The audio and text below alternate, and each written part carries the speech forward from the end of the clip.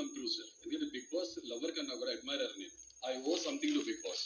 అంతే సార్. నేను ఒక డిప్రెషన్ స్ట్రెస్ ఫేజ్ లో ఉన్నప్పుడు నాకు ఆ ఊరట కానీ నిజంగా లైఫ్ పట్ల ఒక అవగాహన కానీ ఏదైనా కల్పించిందంటే సొసైటీని ఒక చిన్న ఫార్మాట్ లో నేను చూడగలిగి ఒక కేస్ స్టడీ లాంటి బిగ్ బాస్ నా దృష్టిలో. రియల్ లైఫ్ లో చాలా మంది మాస్క్ వేసుకుని ఉంటారు, కనపడి మాస్క్. కానీ ఇక్కడ అలా సాధ్యపడదు. ఎందుకంటే సార్ అన్ని కెమెరాస్ చూస్తుంటాయి, చాలా మంది అబ్జర్వ్ చేస్తుంటారు. కొన్ని రోజులు నటించవచ్చు, కొన్ని నెల నటించవచ్చు, కానీ మోస్ట్లీ 99.99% దొరికిపోతారు. ఈ గోడు గుర్తుంది కదా. ఎస్ సీజన్ లో నువ్వు ఎన్ని రోజులు ఉంటే అన్ని రోజులు గుడితోనే ఉండాలి. Sir I man of my words. Fantastic. మరం తిప్పను వేరు చూపించాను. చూద్దాం. తప్పకుండా సార్. బిగ్ బాస్ హౌస్ లో నువ్వు వెళ్ళిన తర్వాత ఎవరిని మిస్ అవుతావు బాగా? మా వైఫ్ మిస్ అవుతాను సార్. ఆల్రెడీ పేరుతోనే ఉన్నాను. నాలో సగ భాగం కదా సార్. అదే ఫిజికల్ గా లేకపోవచ్చు కానీ నాలో wife. In the house. Sure sir. Okay, second boss. Yeah.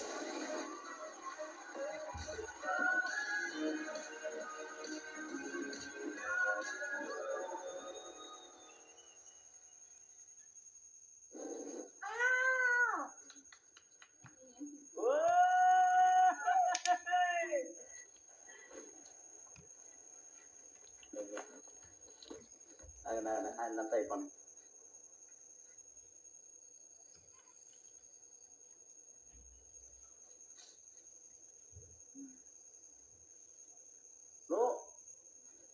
No speak holy fight. ఆహా, అలా అయితే ఓకే.